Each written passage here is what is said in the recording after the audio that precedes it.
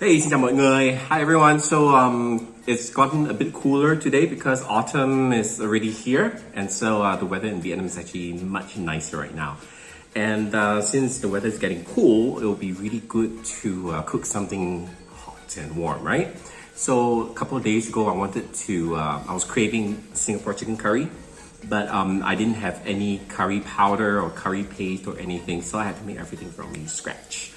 And I filmed it today, and so I'll be sharing with you how to make Singaporean chicken curry. It's a bit different, and in that it is a lot more watery and uses a lot more coconut milk, and we use lemongrass as well. So that's the really nice thing. So if you're ready to give this a try, let's go.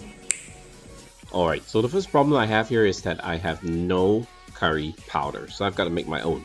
Right here I have fennel seeds, mustard, and cumin, and I put in my little frying pan. So for the rest of the powder ingredients, I would have turmeric, some cinnamon, chili powder, and I put garlic powder inside. I mean, it's a different taste, but it's pretty good. And so now I'll toast the seeds or the dry ingredients together with a little bit of salt. And once that gives off an aroma, put it into a pestle and mortar, and I would grind it up. I didn't use my spice grinder because I didn't want to wash it. I was lazy. And there you go. You have curry powder, kind of. The next step is to prep the other ingredients for the rempah. Rempah is actually a base for curries in Singapore, Malaysia, and Indonesia. So I have garlic, onions, and shallots. So the prep is usually the one that's the most time consuming, but if you want to eat something good, you gotta do it. Together, the other aromatics, I would also blend in chilies and ginger.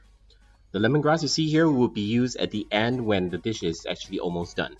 To prepare the rempah, you have to put a generous amount of oil into your pot, and you just have to pour in the entire mixture and fry it until you see that oil comes out of the rempah itself. That way you'll know that your rempah is done. This will take a while, but trust me, it's worth the wait. So now that the oil has come out of the rempah, I will add the remaining ingredients, which would be my curry powder. Mix it all up, stir it well, and just let it fry a little bit so that the flavors get to know each other. So now add maybe another third of your coconut milk, and it's time to put in your chicken. Over here I've chosen to use chicken thighs because I want to cook it for a long time so that the chicken will just fall off the bone. If I put chicken breast in, I would actually put it later in the cooking process, not now, because if you overcook chicken breast, it will be so tough. So after I've added the chicken in, I noticed that the curry was still a bit too dry, so I added just a little bit of coconut milk and a little bit more water. The reason why I add coconut milk in part is that if you cook coconut milk for too long, you lose all the coconut smell aroma and you'll be left with coconut oil.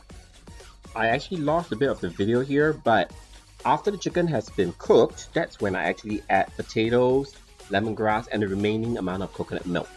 That is so that I could just cook the potatoes till they're done.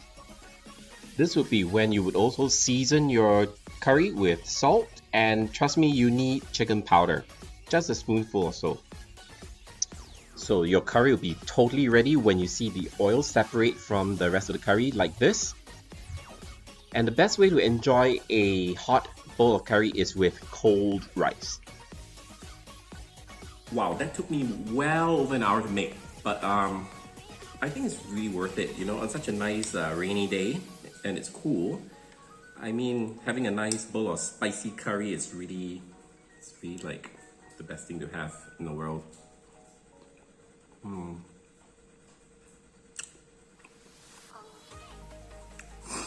So comforting. I mean, after quarantine and all that, it's so comforting, and this is just perfect comfort food for me. Alright? So, give it a try. I mean, I'm sure you guys are not short of ingredients, I hope. Right? I'm going to have my lunch now. I won't talk too much. I'm just going to enjoy this bowl of curry. And hopefully you guys will join me for the next episode, okay? Alright, see you, bye-bye.